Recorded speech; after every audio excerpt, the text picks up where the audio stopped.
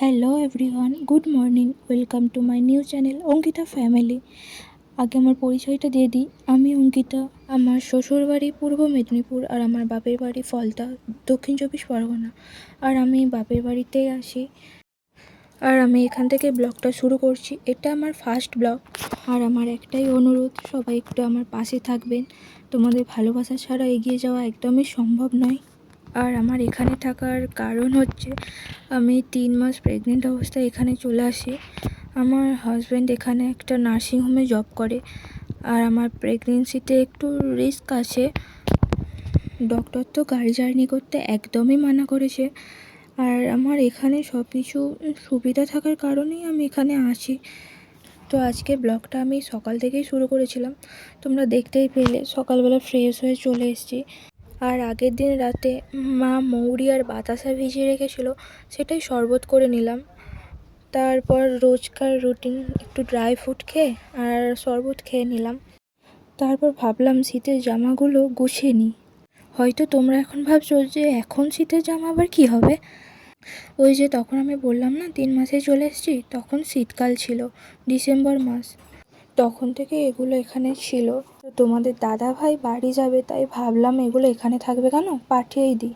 ওই জন্যই গুছিয়ে নিচ্ছিলাম। তো চলো ব্যাগটা গুছিয়েই নিই।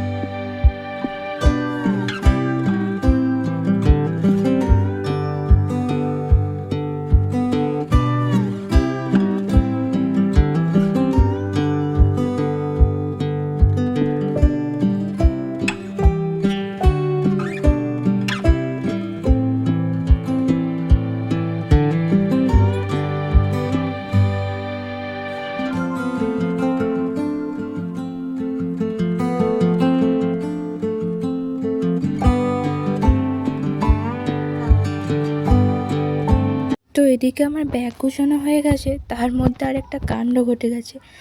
মা গ্যাসে দুধ বসিয়ে রেখে আমাকে যে দেখতে বলেছিল, আমি সেটাই ভুলে গেছি।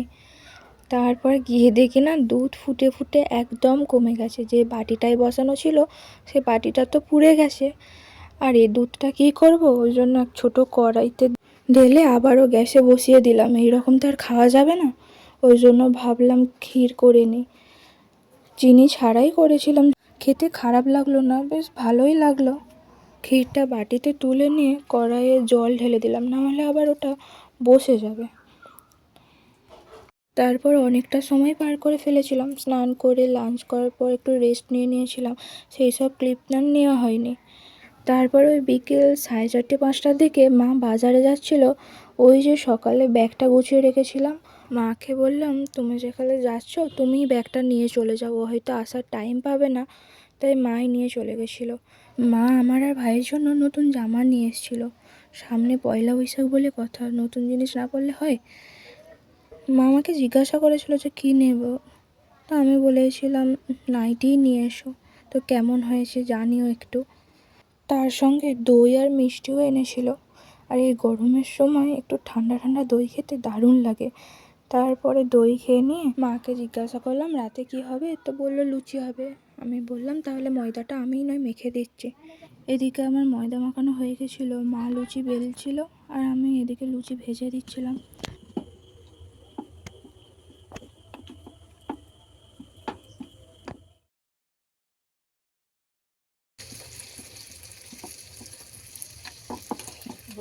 বড় হয়েছে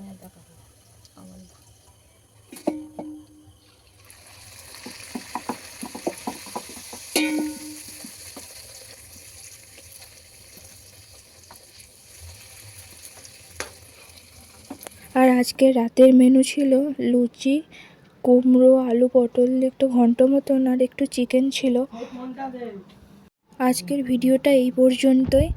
দেখা হবে আবার একটা নতুন ভিডিওয়। ততক্ষণ সবাই ভালো থাকবেন, সুস্থ থাকবেন। ভিডিওটি ভালো লাগলে লাইক, কমেন্ট, সাবস্ক্রাইব করে আমার এই ছোট পরিবারের পাশে থাকবেন।